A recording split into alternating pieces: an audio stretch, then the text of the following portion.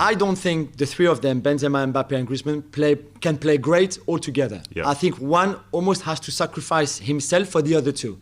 And I think that one will be Griezmann more often than not. Yeah. One, because he plays a bit deeper, and because he's more involved now in the link-up play, and then give the ball to the front two, who then can do the magic. And also because he defends more, he runs more. You saw again against Spain, the work ethic, how he was coming and help Pogba and help Tchouaméni and all of that. And he loses a lot of energy to do that. But I mean, Frank is extreme in the sense like he should drop him and maybe not even call him up for now. Yeah. Where do you stand on the sort of Griezmann dilemma? Because yesterday was his 100th cap. Yeah, He's exactly. played the last 57 France game in a row. Not even from like starting every single one of them. So yeah, maybe he could do with a little break. But where do you stand on the talent that he has, what he can bring to this team? Is Deschamps using him the best way?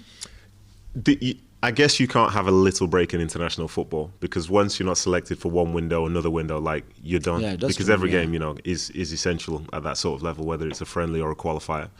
So I don't know. It's interesting because it's weird to see him being so good defensively, but then not offering as much offensively. And it doesn't suit my eye, because that's Antoine Griezmann. That's the guy we saw from a few years ago. Had the celebration. Like, you can't celebrate a slide tackle anymore.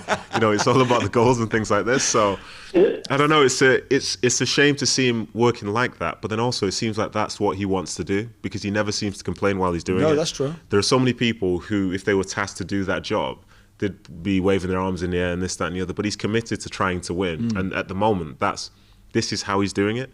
And I could see the talk of, dropping him, but who could come in at this moment that is going to be unequivocally better for France in that setup? And you're right in saying that the front three don't work well together as an attacking force as such.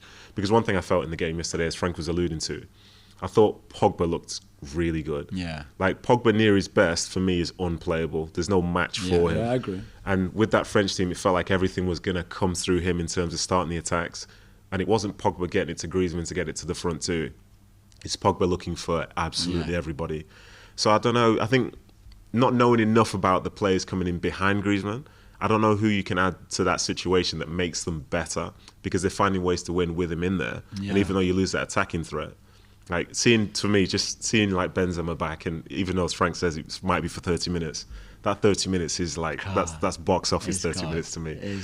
But yeah, I don't know. It's a tough situation to be in, especially because he's so experienced. He's won so much as an individual, and now he's one of the main people in the national team as well. But I don't know. It'd be interesting because obviously, to go back on Frank's point, against Finland last month, I know it was only Finland, but Griezmann and Benzema played so well together. Mbappe was injured, so he wasn't there.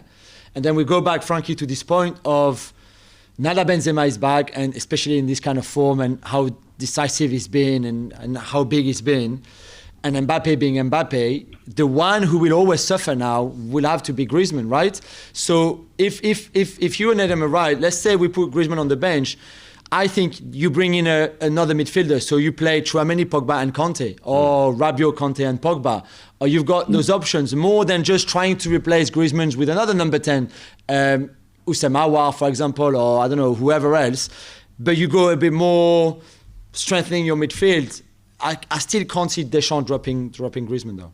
Nedum is right when he said that he offensively doesn't bring what he should bring, but defensively he's really committed and works very well on what he has to do. But remember Tuchel playing against Tottenham for those who follow the Premier League at the Hotspur Stadium. First half, Mason Mount was on the field. They couldn't find a solution. There was in fact no games, just a big tactic. What Tuchel did, put Mount out, put N'Golo Kanté in, 3-0 for Chelsea. So you play more defensively, supposedly because you put a more defensive player, but you open the space, you better in transition, and you do something different. I really believe that, as you said, with Kanté, Pogba, and Tchouaméni in the midfield zone, with Mbappe and Benzema at front, you can open spaces and you can find solutions, and it's going to be big enough to win games. But that's crucial, and I accept that in an international game, if you miss a window, if you miss a cap, maybe somebody else is going to come and it's going to be over. But really, as you said, Griezmann is an offensive player. I don't see the offensive talent that he used to show us anymore. That's my main concern. Well, thank you very much for watching ESPN on YouTube. For more sports highlights and analysis, be sure to download the ESPN app. And for live streaming, premium content, and let's not forget as well, ESPN FC 7 days a week. Subscribe to ESPN Plus.